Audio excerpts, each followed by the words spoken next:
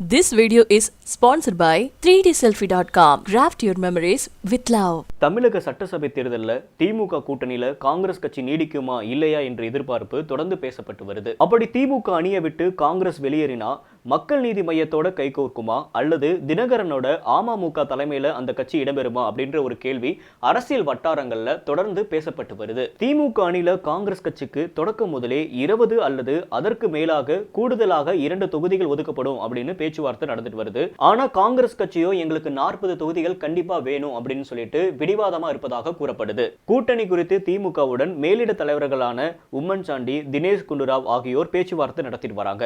இந்த பேச்சுவார்த்தையிலும் கூட திமுக கரார் நிலைப்பாட்டையே வெளிப்படுத்தியது. இது காங்கிரஸ் கட்சியிடையே கடும் அதிருப்தி ஏற்படுத்தி இருப்பதாக செய்திகள் வெளியாகி இருக்கு. இந்த நிலையில தமிழக காங்கிரஸ் கமிட்டி தலைவர் KS அழகிரி தலைமையிலான குழுவும் நேற்று பேச்சுவார்த்தை நடத்தியிருக்கு. தற்போதைய நிலையில காங்கிரசுக்கு 18 முதல் 22 வரையிலான தொகுதிகள் தான் தரப்படும் அப்படின்னு திமுக கூறப்படுவதாக செய்திகள் வெளியாகி இருக்கு. இன்னொரு பக்கம் பார்த்தோம் அப்படின்னா தமிழகத்தில் பிரச்சாரம் செய்து வரும் ராகுல் காந்தி பொதுவாக பாஜக, பிரதமர் மோடி எதிர்ப்பு, அதிமுக பற்றி தான் பேசுறாரு.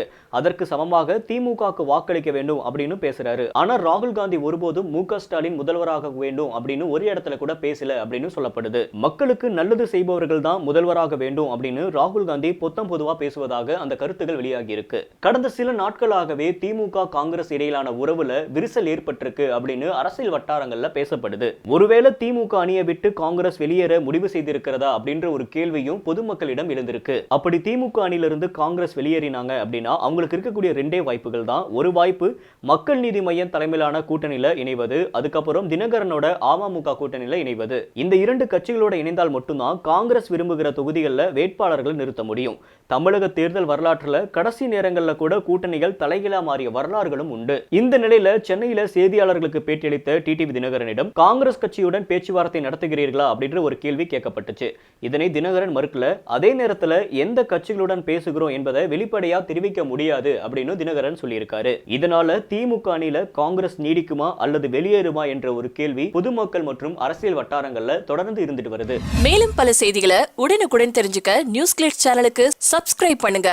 நியூஸ் கிளிட்ஸோட இணைஞ்சிருக்க பக்கத்துல இருக்கிற பெல் ஐகானை கிளிக் பண்ணுங்க.